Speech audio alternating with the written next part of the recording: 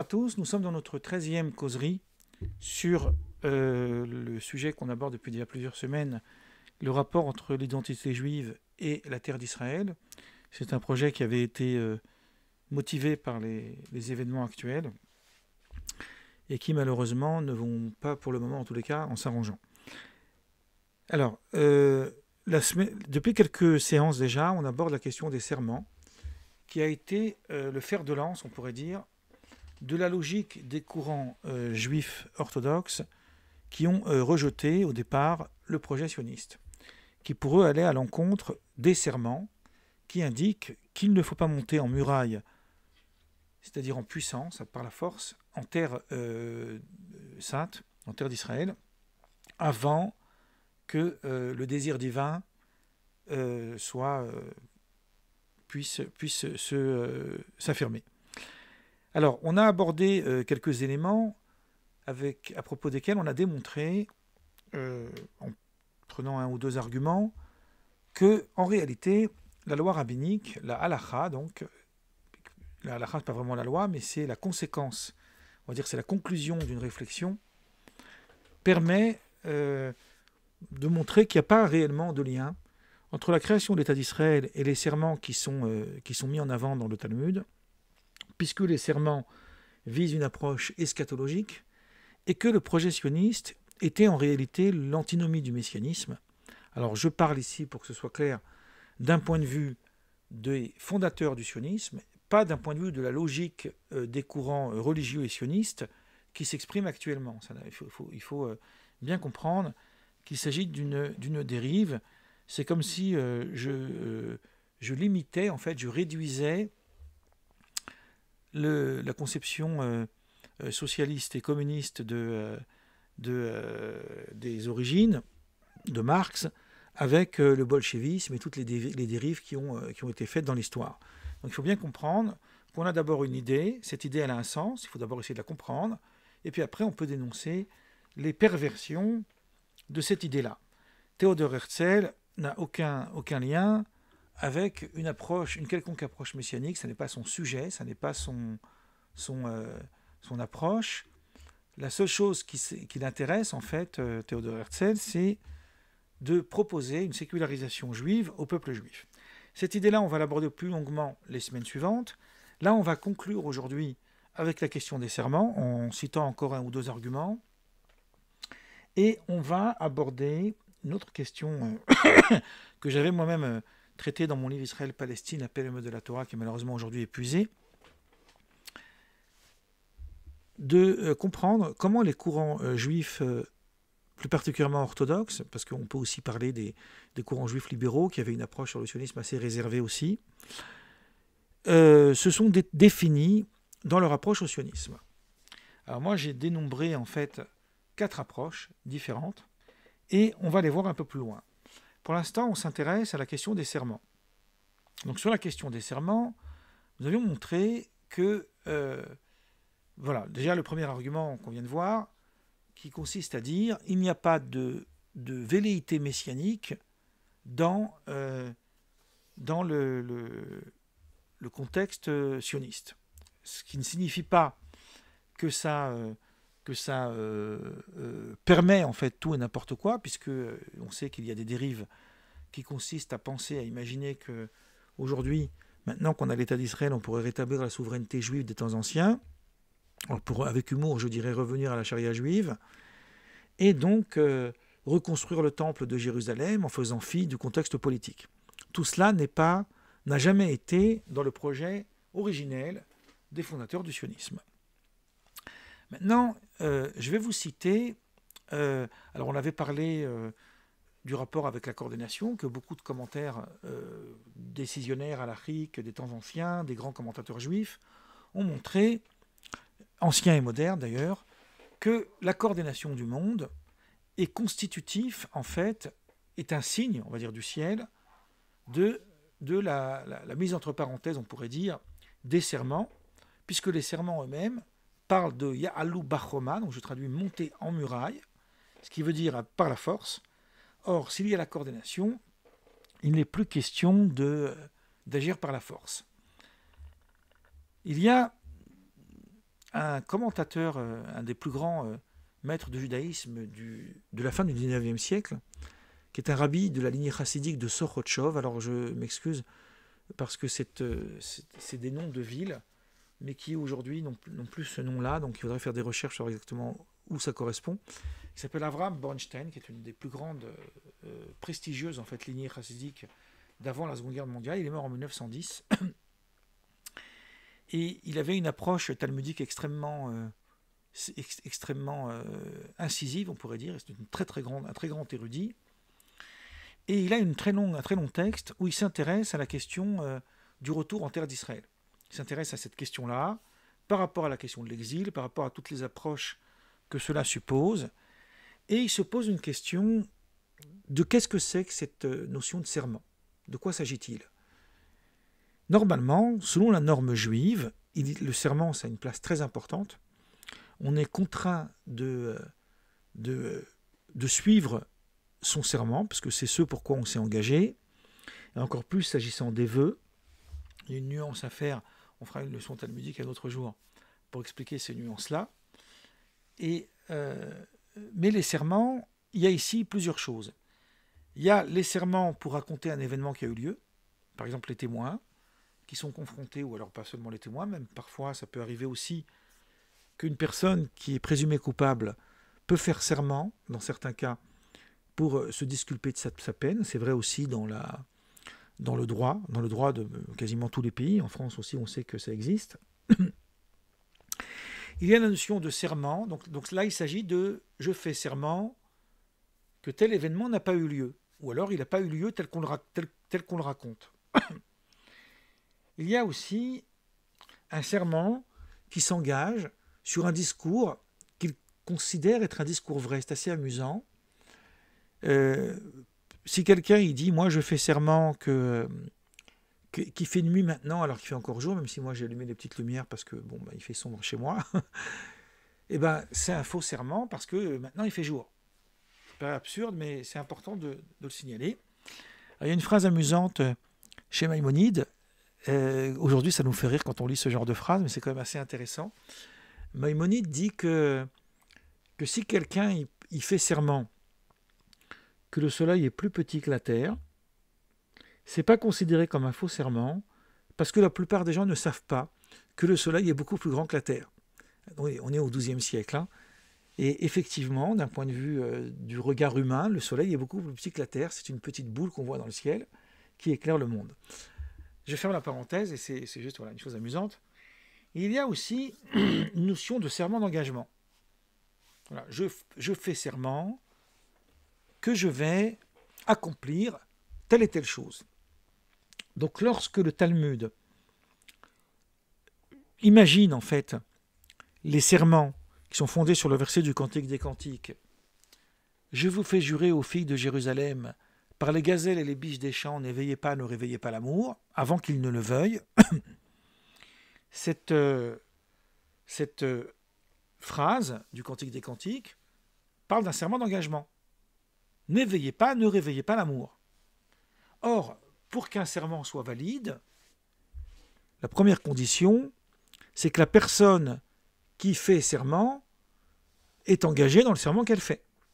Or, ici, à qui a fait serment? C'est une question assez intéressante. Qui a été soumis à ce serment? Si on dira que ce sont nos ancêtres, ce que dit Bornstein, j'essaie d'utiliser un petit peu ces arguments, eh bien, ça ne tiendrait pas parce que nos ancêtres n'ont pas le pouvoir d'imposer un serment à ceux qui ne sont pas encore vivants, qui ne sont pas encore en vie. Pour pouvoir faire un serment, il faut être vivant. Et alors, il va donc démontrer, à partir de cet argument qui semble être un argument simple, il ajoute même que si on dit que, c'est-à-dire si on fait une lecture, parce que la pensée juive a fait une lecture du Cantique des Cantiques qui nous éloigne beaucoup du poème érotique. On avait déjà parlé de ça dans mes vidéos sur la Bible autrement, où j'ai fait 2-3 séances sur le Cantique des Cantiques. Donc si on disait que réellement le verset avait l'intention de nous dire on attribue en fait cette œuvre, le Cantique des Cantiques, au roi Salomon, puisque Shir Hashirim, Asher les Shlomo, là je vous lis les 4 premiers mots du livre, le Cantique des Cantiques. Le Cantique des Cantiques, Shir Hashirim, on pourrait dire le chant des chants, qui a été écrit par Salomon. Asher les Shlomo, donc Salomon c'est le fils de David. Si quand Salomon a dit « Je vous fais jurer, filles de Jérusalem, par les gazelles et les biches des champs, ne réveillez pas l'amour », ça supposerait qu'il aurait donc réuni le peuple et qu'il aurait dit « Voilà, je vous demande de ne pas éveiller l'amour avant que l'heure vienne, c'est-à-dire avant les temps messianiques. » Or, on n'a trouvé nulle part, ni le Talmud, ni le Midrash, aucun texte, ou au moins la Bible, fait état d'un tel événement. Donc en réalité, ces serments n'ont aucun impact sur le plan réel. Et Rabbi Avraham Bernstein va faire une analogie beaucoup plus mystique, beaucoup plus spirituelle, en s'appuyant sur un passage du Talmud qu'on trouve dans le traité Nida. C'est le dernier traité du Talmud qui a une Gemara, puisque les traités qui suivent n'ont plus de Gemara dans le Talmud babylonien. Ils n'ont que la Mishnah. La Mishnah, c'est le premier texte. Après, ça a été commenté. Les textes ont visiblement été perdus. Et cette phrase du Talmud dont je vais vous parler, c'est une des phrases c'est la phrase d'ailleurs, avec laquelle Shneur Zalman de Liadi, le fondateur de la doctrine de Chabad, donc qui est le père du courant Lubavitch, introduit son fameux livre, le Tanya. Donc il cite ce même passage qui nous dit que lorsque l'embryon est dans le ventre de sa mère, il doit, avant de sortir en fait du ventre de sa mère, il doit prêter serment. De quoi s'agit-il? On lui dit Tehe tzadik, ve'al tehe racha, je vais traduire, sois injuste et ne sois pas une mauvaise personne. Sois quelqu'un de bien et pas quelqu'un de mauvais. Un racha, donc. Tehe tzadik, ve'al tehe racha, sois injuste et ne sois pas quelqu'un de mauvais. Et ensuite, il va pouvoir sortir dans la vie courante. Alors, est-ce que cette image de l'âme, avant même qu'elle sorte du corps du ventre de la mère, le fœtus, aurait un quelconque impact sur la réalité terrestre? Non, évidemment qu'elle n'en a pas. En revanche, c'est une métaphore qui indique la potentialité qui a été donnée à l'âme, lorsqu'elle descend sur terre, de pouvoir faire le bien. C'est ça l'idée qu'il faut retenir. Donc il dit, c'est exactement de cette manière-là qu'il faut interpréter les serments. Autrement dit, il y a une mission que le peuple juif doit accomplir, qui est celle de traverser l'exil, de vivre l'exil, la notion d'exil. On en a parlé la semaine dernière en citant le Maharal de Prague. Et cette mission-là va s'introduire par un serment, parce que ça lui donne plus de relief, ça lui donne plus de force. Mais il n'y a pas dans ces serments une quelconque implication juridique. Voilà en gros sa conclusion. Et de plus, il ajoute ce qu'on a déjà montré avant, et ce que j'ai dit il y a quelques minutes, que ne pas monter en muraille, à l'Ubachoma, ça veut dire par la force, et donc ça veut dire à l'encontre des nations. Mais si les gouvernements du monde ont donné leur accord, comme ça a été le cas lorsque la création de l'État d'Israël, donc là, il n'y a pas une interdiction au peuple juif, en collectivité, puisque individuellement, ça n'a jamais posé problème, de retourner en terre d'Israël.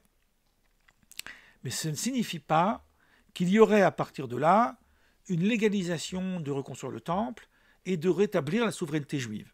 Ça impose des conditions tellement complexes, et d'ailleurs ce que je montre dans mon livre de la violence juive, c'est pas tout à fait notre sujet, mais quand même, c'est qu'il y a, à mon avis, un non-dit dans toute cette affaire, qui est un non-dit assez important. Les Juifs ont introduit, c'est ce qu'on voit d'ailleurs le mercredi, dans leur liturgie, dans leur doctrine, dans les principes de foi, la conception messianique.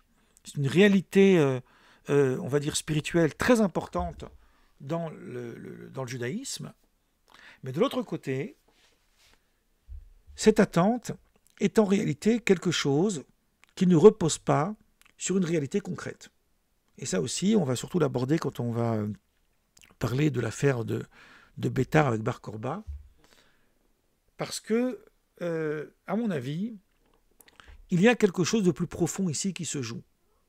L'attente messianique, même si les fervents croyants sont convaincus que ça va arriver incessamment sous peu, peut-être même avant que je termine ma causerie,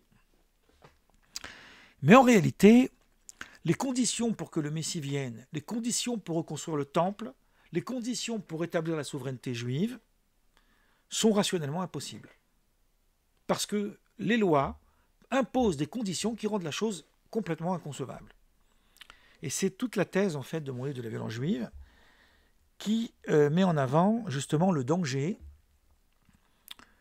de cette approche messianique moderne du sionisme et qui tend à justifier les dérives actuelles.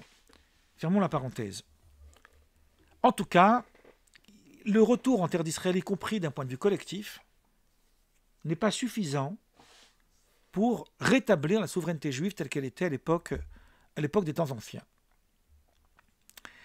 Et d'ailleurs, Maïmonide lui-même, dans la fin de ce qu'on appelle son Mishneh Torah, le dernier ouvrage, il a 14 volumes, à la fin, il a réservé 2 chapitres sur le messianisme, et il commence par énoncer l'événement messianique parce que, par le fait que le roi Messie, descendant de David, devra d'abord rétablir la royauté davidique, ce qui est loin d'être le cas, telle qu'elle était à l'époque du premier royaume. Donc c'est dans le 11e chapitre du livre des lois des rois, donc c'est vraiment la conclusion de l'ouvrage. Il devra reconstruire le temple, et c'est seulement ensuite qu'il devra rassembler les dispersés d'Israël à travers le monde. Ainsi se rétabliront toutes les lois de la Torah telles qu'elles étaient à l'époque. Donc c'est une loi, là par contre, qui définit les critères messianiques. En dehors de ces critères-là, il n'y a pas d'événement messianique possible. Alors, il y a une autre approche messianique qui renvoie à une dimension beaucoup plus spirituelle que j'aborderai le mercredi. Là, je suis simplement en train de montrer les dérives de certains courants actuels sur ces textes-là, puisqu'ils considèrent l'inverse, ils considèrent que l'avènement messianique commence par justement la création d'une structure politique et complètement séculière qui n'a a priori rien à voir avec le contexte religieux. Ça, c'est un des arguments clés du rabbin Schneerson de Lubavitch. On l'abordera plus tard, la semaine prochaine, j'espère, puisque je vais parler des 4 courants, pour définir, pour montrer son opposition à une approche eschatologique de la création de l'État d'Israël. Voilà. Il y a une volonté de déconnecter radicalement ces 2 éléments. Donc ça, c'est très important. Alors, je vais maintenant conclure ce sujet sur les serments à partir de 2 petits éléments. Un élément qui a été cité par le rabbi Teitelbaum, le rabbi de Satmar, parce que j'avais déjà parlé de lui la semaine dernière.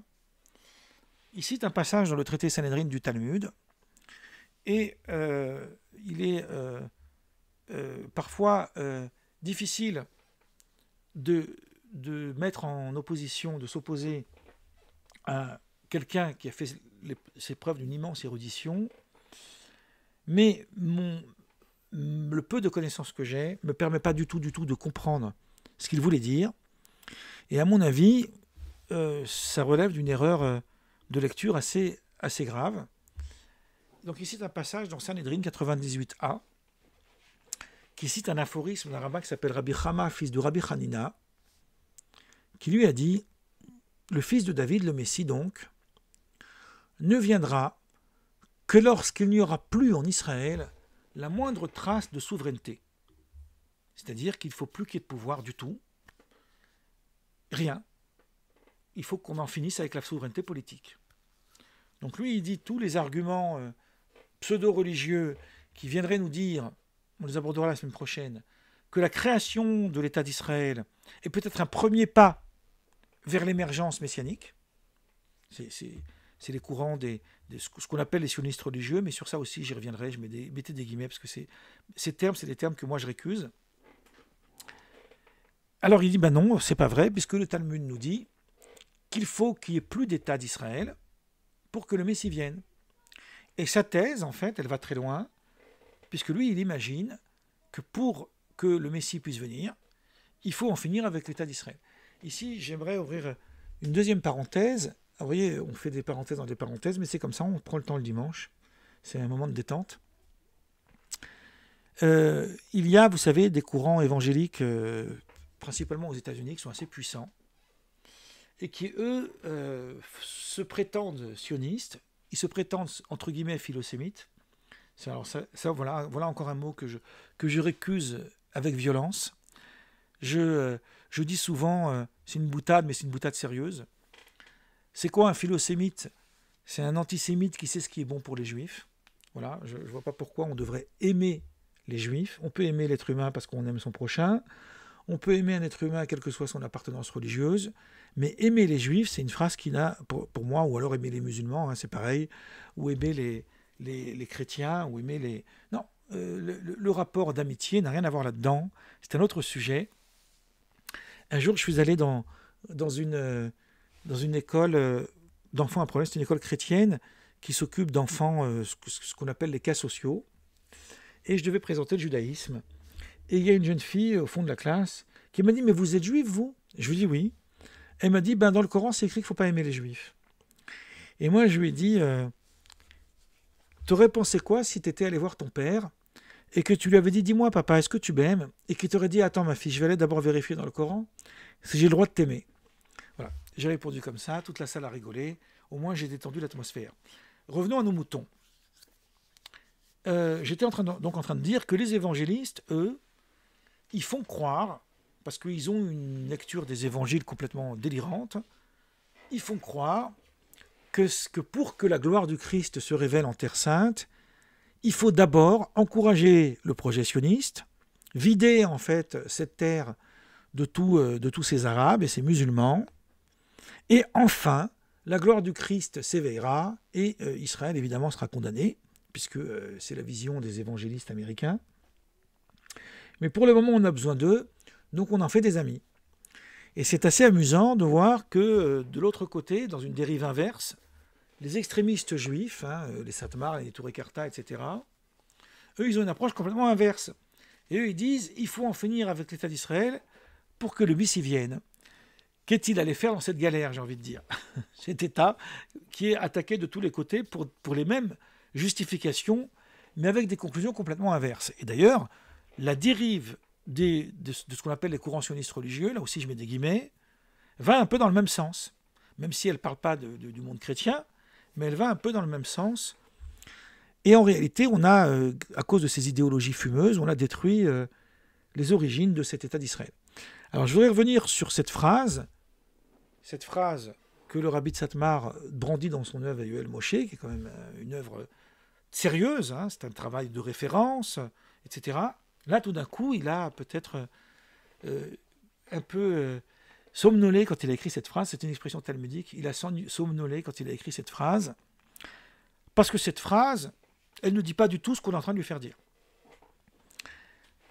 Le Talmud, dans presque la même page, il a plusieurs aphorismes qui nous racontent l'état des lieux. Je vais vous donner un exemple.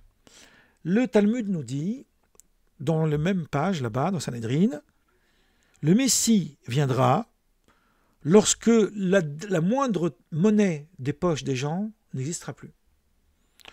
Le sens premier d'un tel texte, c'est pour montrer qu'il y aura des crises économiques telles que les gens n'auront plus d'argent. Mais est-ce à dire, est-ce qu'un rabbin un jour s'est levé et dit, mais écoutez, videz l'argent de vos poches pour que le Messie vienne? Un autre texte, qui là, pour le coup, va vraiment en contradiction avec l'idéologie de ce rabbin Teitelbaum, de ce rabbi de Satmar, qui nous dit, le Messie viendra lorsque tous les royaumes renieront Dieu. Ils renieront l'existence de Dieu, et tous les royaumes deviendront athées. Donc allons demander à ce rabbin là de Satmar s'il serait prêt à écrire dans son bouquin « il faut que l'État d'Israël soit gouverné par des athées, sinon le Messie ne viendra pas. Vous voyez à quel point c'est absurde. Donc lorsque ce texte dit « le Messie viendra lorsqu'il n'y aura plus de traces de souveraineté », il est en train de dire qu'on arrivera à un tel degré de souffrance que là, il faudra une rédemption pour sortir de ça. Donc, on n'aura même plus de pouvoir, on n'aura plus de possibilité de rien faire. C'est ça la notion d'exil. Il faudra une rédemption. Mais dire que les choses, elles doivent effectivement parvenir de telle et telle façon, c'est complètement absurde. Et je vais conclure avec une phrase. Je voulais vous ajouter d'autres choses avec le Maharal de Prague et tout ça, mais c'est pas grave, on va conclure maintenant. Je vais conclure avec une phrase d'un rabbin qui s'appelle Zevin, que je cite très souvent, qui est une de mes plus grandes références. Il a été le fondateur, en fait, du projet de l'encyclopédie talmudique. Ce sont tous les livres que j'ai ici. Moi, j'en ai 25, mais aujourd'hui, ils en sont à plus de 40 volumes. Il est mort en 1976. Et c'est un très très grand érudit. Et il a cette belle phrase, c'est avec ça que je vais conclure. Il n'est dit nulle part dans la Torah que l'homme doit se soumettre au châtiment de Dieu et qu'il lui est interdit de fuir les sentences divines. C'est pas parce que Dieu a décidé de punir le peuple juif parce que le peuple juif aurait commis des transgressions que l'homme, il doit accepter de recevoir les souffrances. Au contraire, il doit tout faire pour s'en protéger. Et si la possibilité de pouvoir sauver le peuple juif, évidemment, en paix avec les autres, bien sûr, serait de créer un État pour que les Juifs puissent vivre en paix, surtout après les événements de la Seconde Guerre mondiale, évidemment, aucune loi religieuse ne peut l'interdire. La vie humaine, elle est plus importante que tout. Voilà, je vais m'arrêter là pour aujourd'hui.